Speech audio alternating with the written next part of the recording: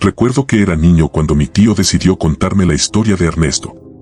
Aquella noche la lluvia golpeaba el techo con fuerza y el viento parecía susurrar entre los árboles. Nos sentamos cerca de la chimenea, y mientras el fuego chispeaba, él empezó a hablar, bajando la voz como si temiera que alguien más nos escuchara. Mira, chico, dijo, en nuestro pueblo había un hombre llamado Ernesto. Nadie sabía de dónde vino, pero todos coincidían en algo, era distinto. Caminaba solo de madrugada, siempre hacia el río. Al principio, la gente pensaba que estaba loco. Pero lo que vi, y lo que escuché, me hizo pensar otra cosa. Me acerqué más al fuego, intentando imaginarlo. Mi tío continuó, con los ojos fijos en las llamas. Dicen que Ernesto veía cosas que nadie más podía. Sirenas, por ejemplo. Sí, sirenas, no como en los cuentos de barcos y princesas, sino criaturas reales, que vivían en el río y aparecían solo a quienes tenían la mirada y el corazón preparados para verlas. El pueblo estaba junto a un río ancho, que durante la mayor parte del año parecía dormido bajo la niebla. Era un lugar donde la luz de la luna se reflejaba en el agua como un espejo roto y donde las sombras parecían moverse por voluntad propia. Cada quien tenía su superstición, pero todos sentían algo extraño cuando Ernesto se acercaba a la orilla.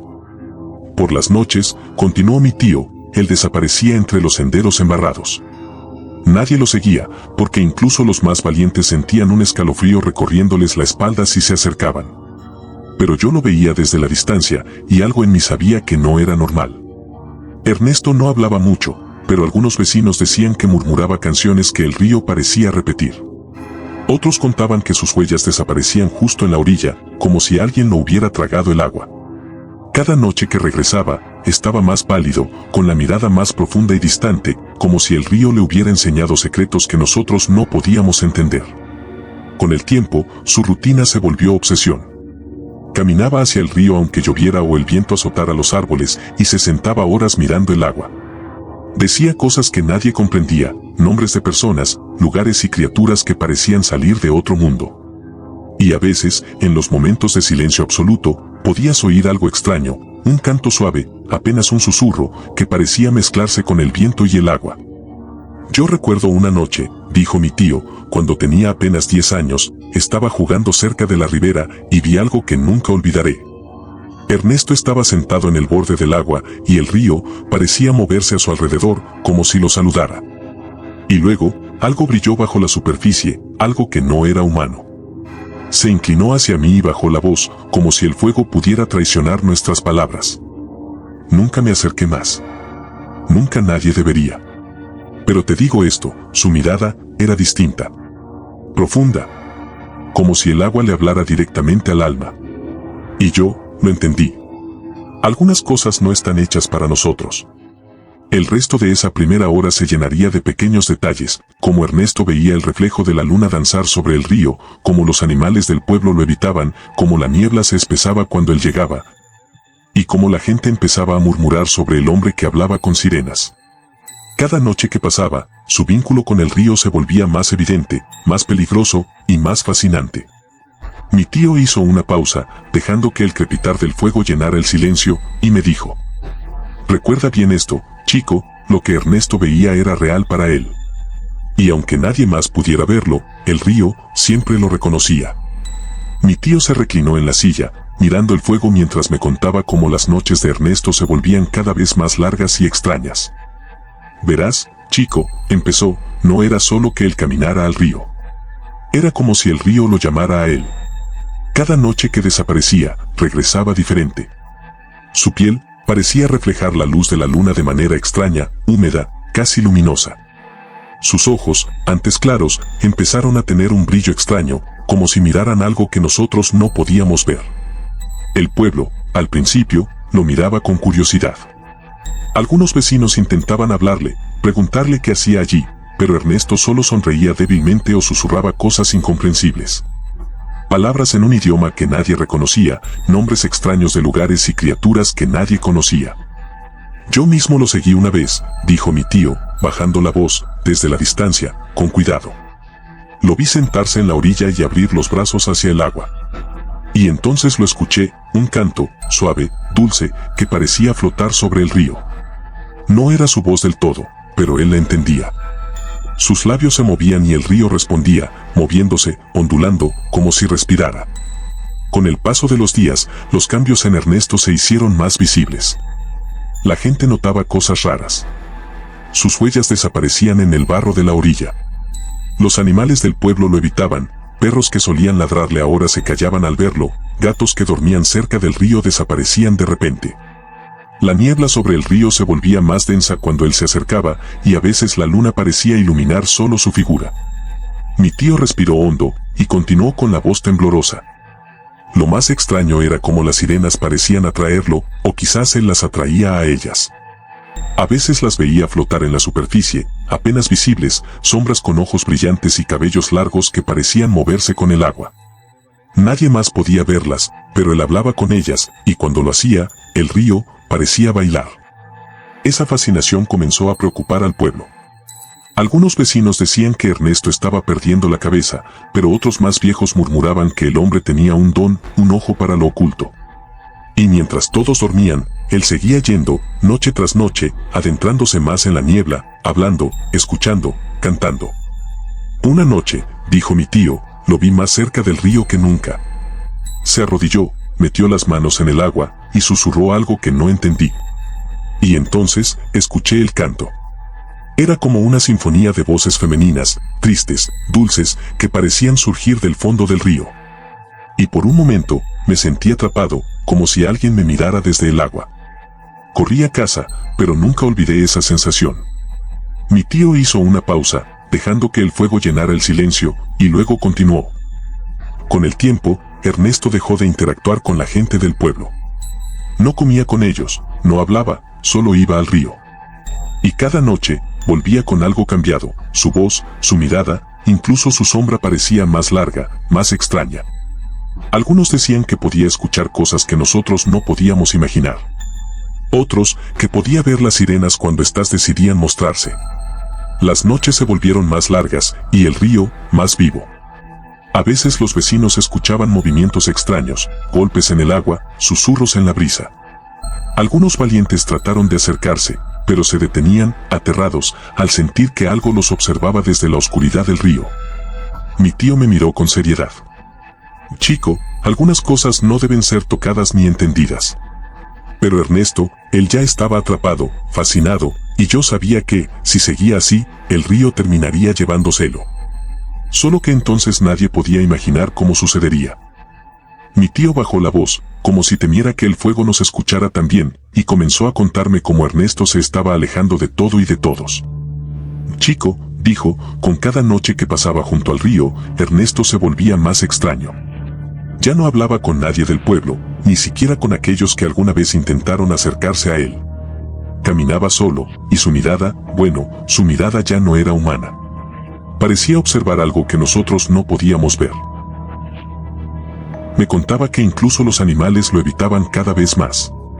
Los perros que alguna vez ladraban cuando lo veían ahora se agachaban y se callaban, los gatos desaparecían de sus escondites y no regresaban hasta el amanecer, como si temieran el agua.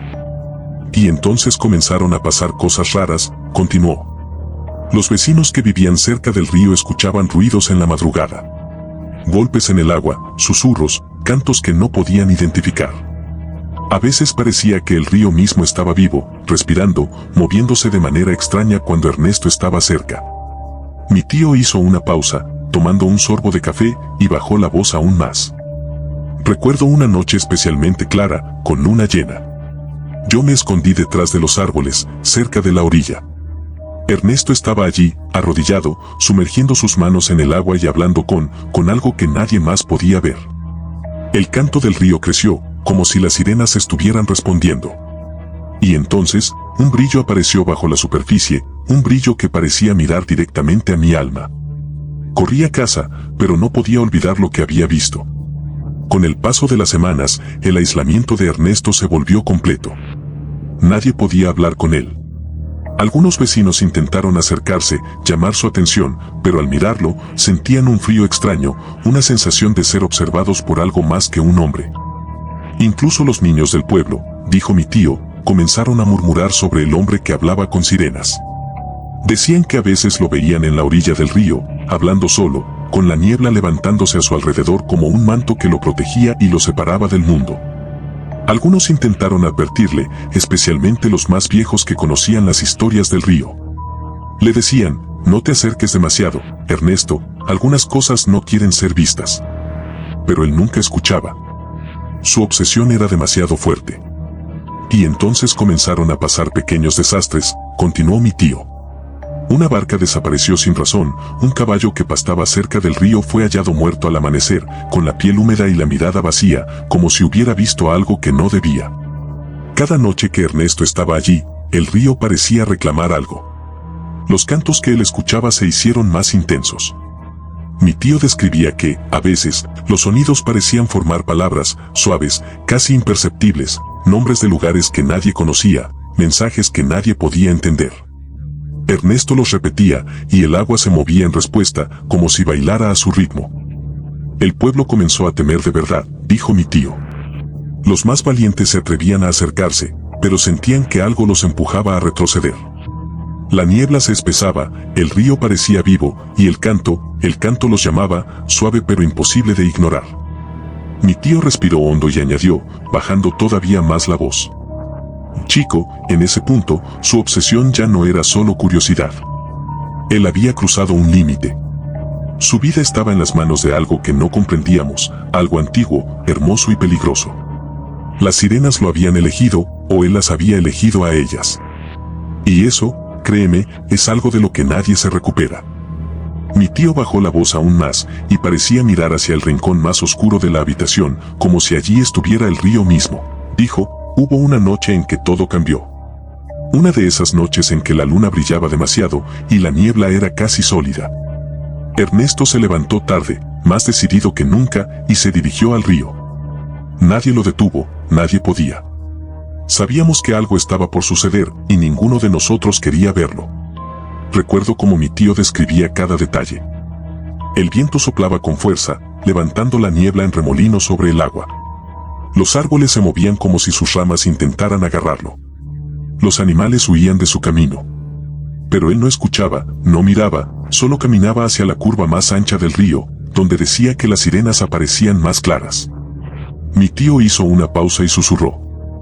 Cuando llegó allí, se arrodilló y sumergió las manos en el agua, hablando en ese idioma extraño que nadie entendía. Y el río comenzó a moverse. Las olas eran suaves, pero parecía que algo enorme se movía bajo la superficie. Y entonces, escuchamos el canto.